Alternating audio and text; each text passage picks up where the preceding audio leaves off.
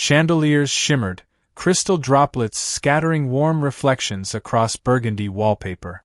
I adjusted my silk dress, fingertips brushing against smooth skin beneath, nervousness blooming beneath my ribs. Opposite me sat Julian, elegant, poised, ignorant. His sapphire cufflinks sparkled beneath candlelight, drawing attention to hands once familiar, now distant. He smiled, oblivious. "They remodeled this place," he remarked, gesturing vaguely. "Feels warmer." I nodded, lips tight. My wine glass trembled faintly, betraying calmness I worked hard to fake. Guilt crawled underneath layers of foundation, perfume, lipstick. My nails tapped the tablecloth, counting seconds. Julian launched into stories. New projects, board meetings, fitness trainers, diet tweaks, vacation dreams. I barely followed. My focus fractured when he walked in. Sebastian. God, even his name stirred forbidden hunger. Tall, broad-shouldered, dark stubble outlining that mischievous grin, I forgot how breathless he made me feel. He moved like sin, fluid, arrogant, magnetic. He wasn't supposed to be here. He wasn't supposed to exist tonight. My pulse thundered. My cheeks flushed. He locked eyes with me instantly, mouth twitching into that smug, knowing curve I once kissed against elevator walls, hotel pillows, dressing room mirrors. Julian still rambled. "I think we should plan Tuscany for October. Remember how you loved the vineyards?" I managed a small noise of agreement. Inside, I crumbled. Sebastian slid into a seat 2 tables away, facing me deliberately. Alone. Whiskey in hand. That bastard knew. He came here for me. A memory hit hard. San Diego, linen sheets tangled around sweat-slicked limbs. My back arched, Sebastian whispering filth into my ear, hands claiming skin my husband never explored. I shouldn't have craved it, but I did. Still do. Julian leaned closer. "You look distracted. Something wrong?" "Headache," I muttered. He squeezed my fingers. "We can go." "No," I recoiled gently. "Just tired." Sebastian took a sip, watching me like prey. I tried ignoring the ache between my thighs, the invisible thread pulling us together again. I could still feel his touch etched beneath this damn dress. Suddenly, my phone buzzed. Miranda. Julian's mother. I sent it to voicemail without hesitation. Sebastian raised his glass in mock toast. My legs shifted beneath the table, thighs pressing together involuntarily. His eyes burned with promises. I hated how much I wanted him right then. I excused myself to the restroom. Inside, I gripped porcelain and stared into the mirror. My reflection was unfamiliar.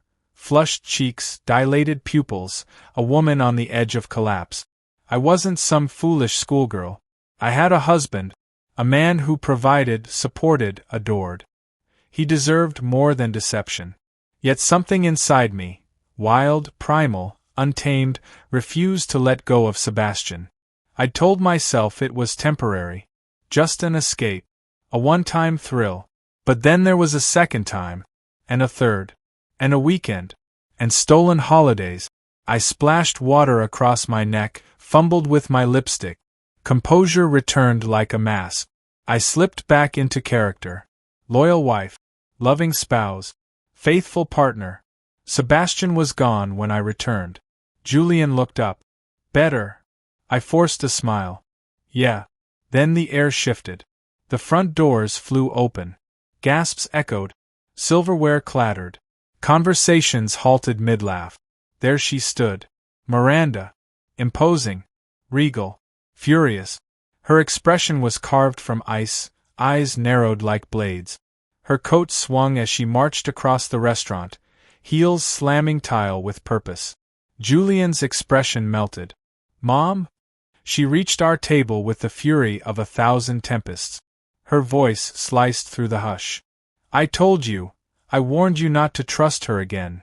My breath vanished. Julian stood, face flushing. "What are you doing here?" "She's a liar. A cheat. And you're blind." Miranda's voice thundered. Guests stared. Sebastian had returned, standing behind a column nearby, watching, hidden, tense. I froze. Julian's brow furrowed. What are you talking about? She pulled out her phone, waved it like a weapon. You left your cloud synced to my iPad. Do you have any idea what I've seen? Silence. I sat paralyzed. Julian stammered. What did you? Voice notes. Hotel confirmations. Text. Pictures. She was with another man. Her gaze locked onto mine. Multiple times. San Diego wasn't a spa retreat, it was a sex trip. My chest tightened. Julian stared at me, disbelief hardening into devastation. Is that true? My throat burned. Every excuse, every defense, evaporated. Yes. The words slipped out before I could pretend.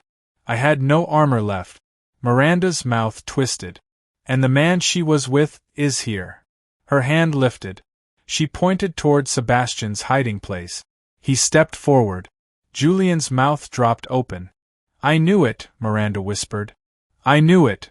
Sebastian's eyes flickered. Guilt, pride, defiance, lust. Julian looked between us, betrayal etched into every feature. His voice broke. You slept with him? I nodded, tears burning. You swore it was over, Julian choked. I lied, I whispered. He stepped back as if struck. Miranda watched with satisfaction. Sebastian walked closer, hands raised in surrender. Let's talk, man, outside. Julian shook his head. I loved you. God, I trusted you. I opened my mouth. Words failed. Julian grabbed his coat, eyes glassy. Don't follow me, he said. And then, he was gone. Rain started the moment Julian vanished, like the universe itself mourned the unraveling of our marriage. Umbrellas bloomed across sidewalks while my pulse thudded beneath skin like war drums. I remained frozen, exposed, disgraced, alone, though Sebastian lingered nearby, expression unreadable. Miranda stormed out next, victorious glare trailing behind her like perfume. She said nothing further. She didn't need to. Her silence screamed louder than accusations ever could. Sebastian approached, voice low. You okay? I wanted to slap him, or kiss him, or disappear. Instead, I whispered, he knows everything now. Sebastian nodded, brows tightening. It was going to happen eventually. No, I snapped. Not like that. Not in front of strangers. Not with her. His hand brushed mine. I recoiled, trembling. I never asked you to blow up your life, he said. No, you just helped me burn it down. He looked away, jaw clenching. Waiters cleared plates. Dishes clinked. Life resumed around us as though hearts hadn't just shattered. As though a love story hadn't collapsed onto ceramic floors. I grabbed my purse, heels clicking against the floor like guilt incarnate. Outside, wind slapped my cheeks. Neon signs reflected in puddles.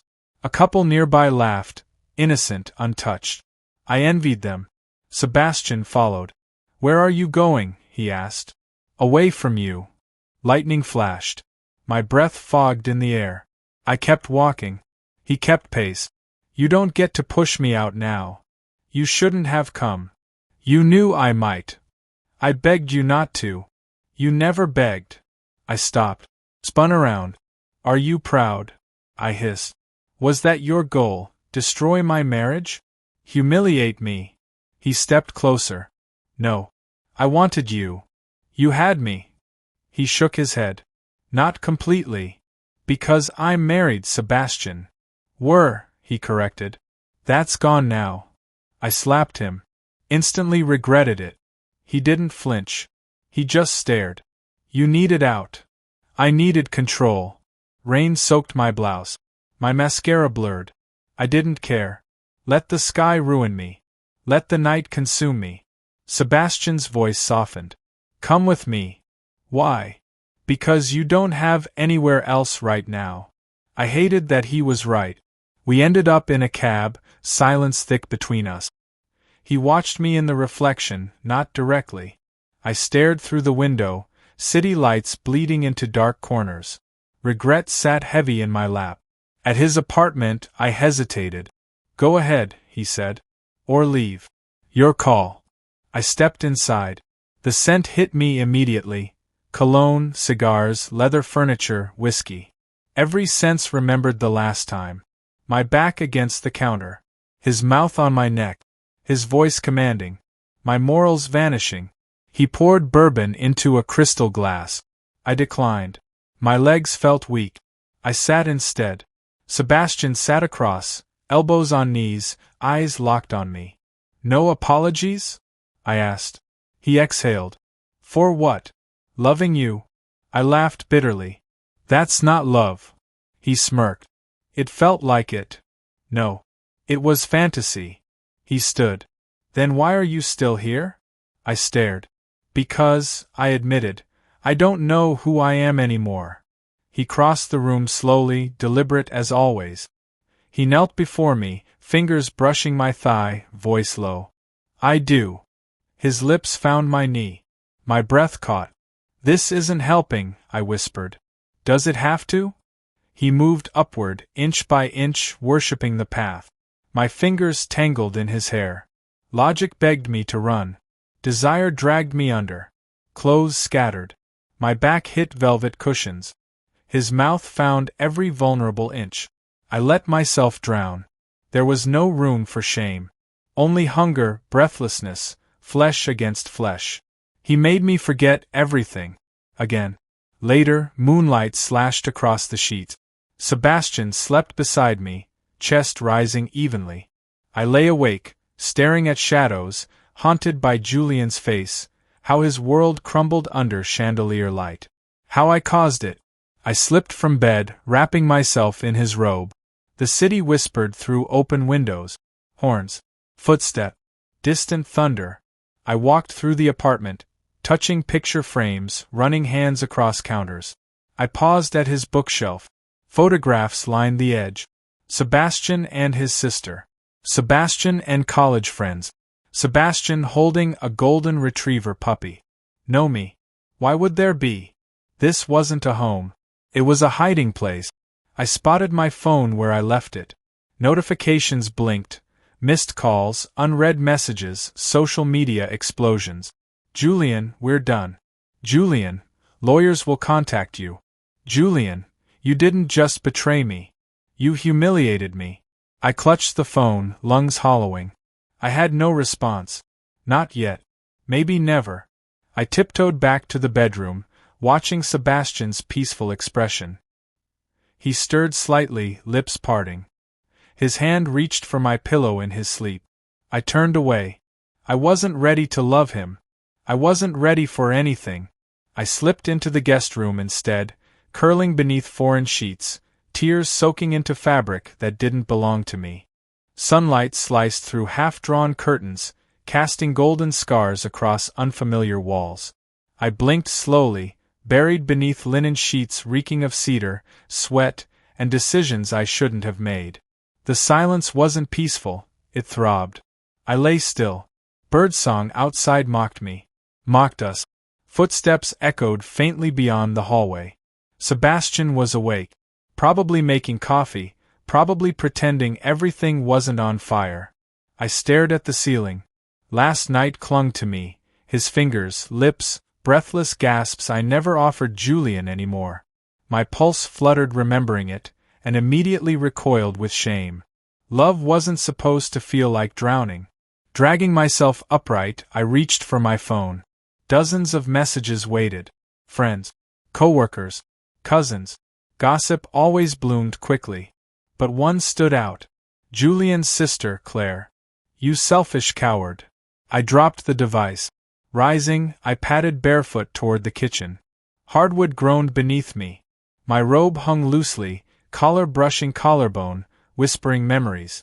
Sebastian glanced up from behind the stove, spatula in hand, bare-chested, eyes guarded. He said nothing. I didn't speak either. He plated scrambled eggs onto 2 dishes. Toast popped from the silver toaster. The entire scene felt ridiculous. Like we were pretending this was normal. Like betrayal could be buttered and served warm. I leaned against the counter. You didn't need to cook. He shrugged. Habit. I crossed arms. I can't do this, Sebastian.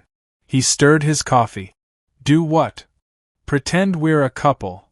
I never said we were. Silence.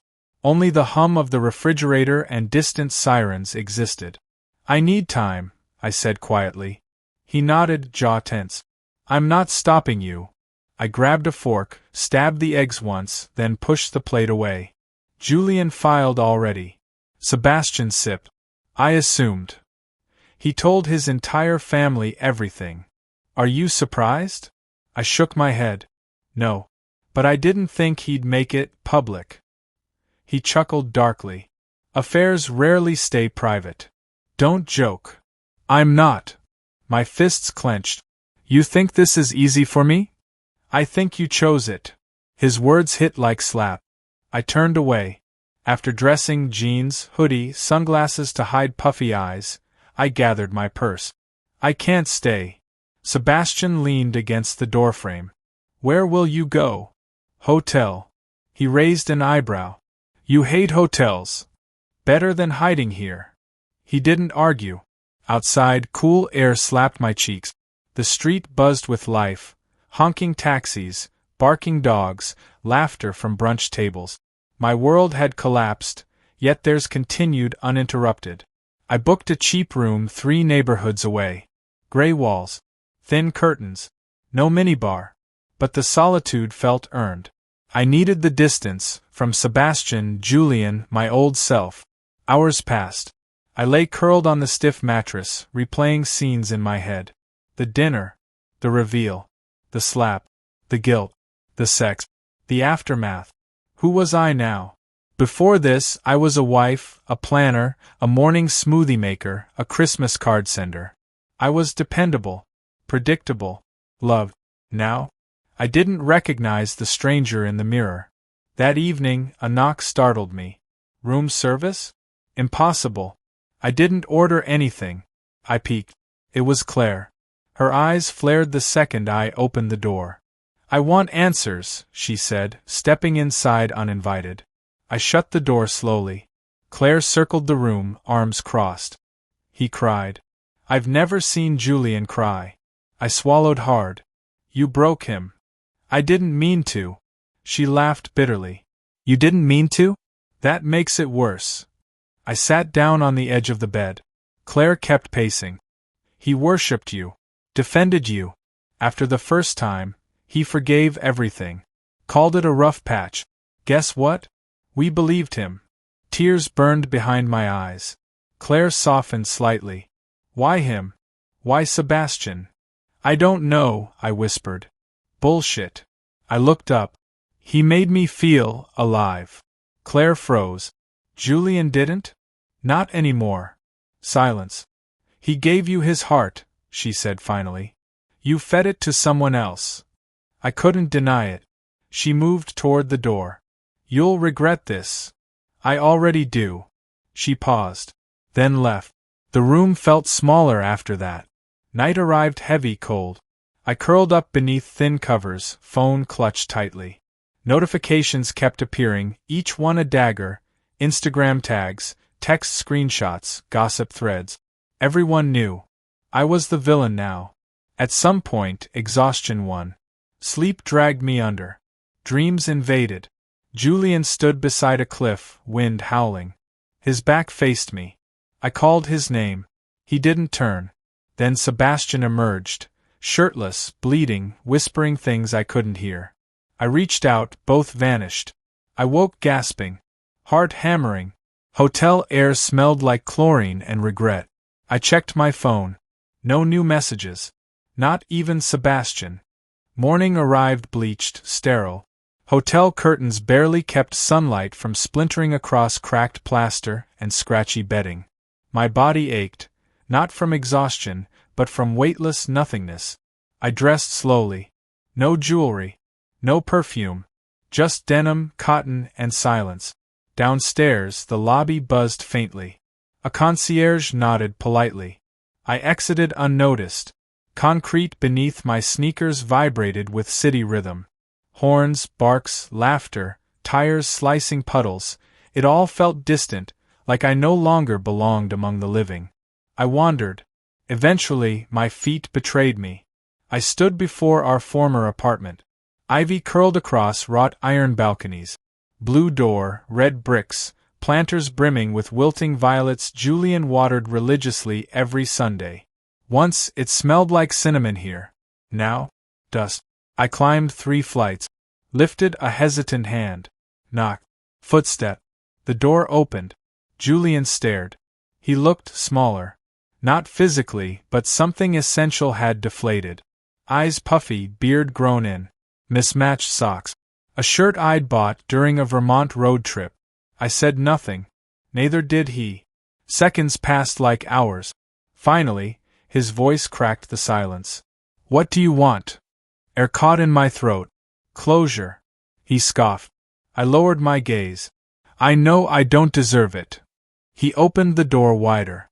5 minutes. I stepped inside. It smelled the same, lavender detergent, vanilla candles, lemon polish. But everything felt colder, rearranged. Like love had been vacuumed out overnight. He leaned against the counter, arms folded. I stayed near the entrance. Why? He asked. The word echoed. Because, I began, voice trembling. I forgot how to be happy. He frowned. I loved our routines, I continued. But I lost myself in them. That's not an excuse. I'm not making one. He tilted his head. So you ran toward danger? No. I fell. Julian laughed once, short, bitter. You tripped into hotel rooms? He asked. Twice. I winced. More. He nodded. I figured. We stood in silence. Then he whispered, I kept every anniversary note, every post-it, every grocery list with hearts doodled beside lemons. Tears threatened. I know, I said. You destroyed everything, he said, not accusing, just broken. I miss you, I admitted. He looked down. I miss who you were. That hit harder. I'm not asking for another chance, I said. I came to say goodbye. He studied me for a moment, then turned toward the hallway. He returned carrying a small box. He handed it over. Inside, my earrings, our wedding photo, my favorite scarf, and the card he wrote me on our honeymoon. I held it tightly. Do you hate me? I asked. I want to, he said softly. But hate requires energy. I nodded. Then I left. Outside, rain began. Of course. I walked for hours. Past bookstores, bakeries, graffiti-tagged alleys. Through parks where golden retrievers chased frisbees, past fountains full of loose coins and forgotten wishes. Eventually, I stopped in front of a familiar brownstone. Sebastian's. I buzzed. No answer. I waited. Then, his voice crackled through the intercom. What? It's me. Static. Then the door clicked open. Upstairs, he stood shirtless again, coffee in one hand, confusion in the other. You look like hell, he said. I feel worse. He stepped aside. I entered. He leaned against the door after closing it. Why are you here? I left the hotel. And I don't want you. He blinked. Excuse me. I turned toward him. I wanted to feel something. You gave me adrenaline. Fire. Escape. But that's not love. You said you felt alive. I mistook chaos for meaning. He set his coffee down. So what now? You vanish. I rebuild. His lips parted. No anger? I asked. He shook his head. Just disappointment. I nodded. Me too. I placed my key on his table. He didn't stop me. This time I didn't cry. Weeks passed. Autumn unfolded. Leaves painted sidewalks amber. Coffee tasted bittersweet. Everything held memory. I moved into a small studio. No mirrors. No art. Just blankness. I started therapy. Every Thursday, 2:15 p.m. I talked. I unpacked. I unraveled. There was no magic cure, just hard, brutal truth. I'd been hungry for something I never named, and I'd clawed through hearts trying to find it. I apologized, truly, to Julian. Through email. Not for reconciliation, but recognition. He responded with a single sentence. I hope you find peace. I wept for an hour afterward. Eventually, I found work at a gallery. Quiet, minimal, healing. I stood beside framed canvases and watched strangers interpret them differently. It reminded me of love. How two people could stare at the same thing and see something completely opposite. Sebastian never reached out again. Sometimes I imagined he found someone who didn't need saving. I hoped he did. One rainy afternoon, months later, I stood at a crosswalk. Traffic passed. Horns blared. A woman approached, stroller wheels squeaking. She paused beside me. It was Claire. We locked eyes. No hate. Just history. She nodded once. I nodded back. Then the light changed. We went our separate ways. That night, I lit a candle. Not for romance. For closure. I curled beneath soft blankets. And, for the first time in a long, long while, I felt whole. Alone. But whole.